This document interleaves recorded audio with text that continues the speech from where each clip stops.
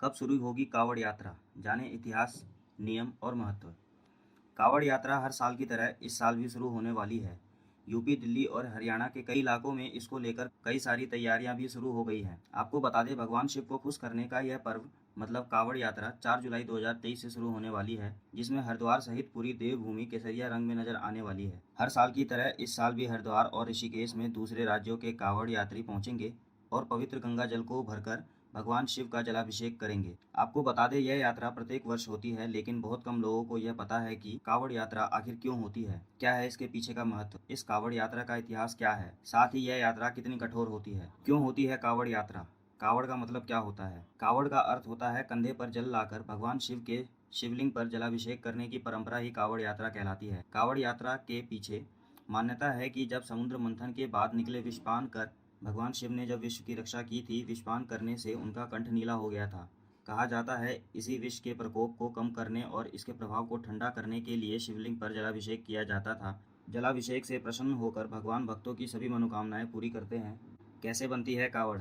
आपको बता दें, हरिद्वार में कई जगह कावड़ तैयार की जाती है। कावड़ बनाने में बांस, फेविकॉल, कपड़े, डमरू, फूलमाला, घुंघरू, लोहे का बारीक तार और मजबूत धागों का इस्तेमाल किया जाता है। कावड़ तैयार करने के बाद उसे फूलमाला, घुंघरू और घंटी और भी बहुत सारी सजाने वाली चीजों से कावड़ को सजाया जाता है। इसके बाद गंगा जल का भार पिटारियों में रखा जाता है। धूप दीप जलाकर बम भोले के जयकारों और भजनों के साथ कावड़ यात्री जल भरने जाते हैं और भगवान शिव का जलाभिषेक करते हैं, जिससे प्रसन्न होकर भगवान शिव भक्तों को उनकी मनोकामनाएं पूरी होने का आशीर्वाद प्रदान करते हैं। कावड़ लाने के क्या नियम है? आपको बता दें, बिना नहाए कावड़ को नहीं छुआ जाता है। इसके साथ तेल, साबुन और कंघी का प्रयोग भी नहीं किया जाता।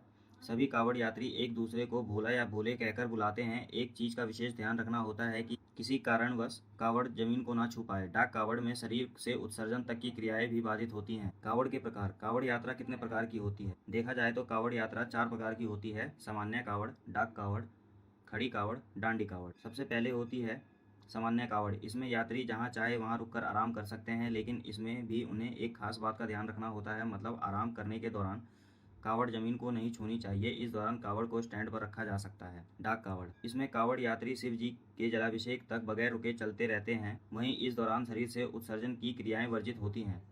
खड़ी कावड़। इसमें भक्त खड़ी कावड़ लेकर चलते हैं। इसकी मदद के लिए कोई ना कोई सहयोगी उनकी मदद के लिए चलता रहता है। डांडी कावड़। इसमें भक्त नदी के तट से शिवधाम तक की यात्रा दंड देते हुए पूरी करते हैं। यह यात्रा बेहद मुश्किल होती है। इसमें कई दिन से लेकर कई दिनों तक का समय लगता है, लेकिन आजकल कावड़ बढ़ती जिंदगी की तरह काफ़ी फैशनेबल हो गई है, जिसमें डीजे का प्रयोग होता है और नाचते गाते कूदते हुए जलाभिषेक के लिए निकल पड़ते हैं। इस आर्टिकल में बस इतना ही। ऐसी ही ज्ञानवर्धक जानकारियों के लिए जुड़े रहिए ज्ञान वर्ल्ड के साथ।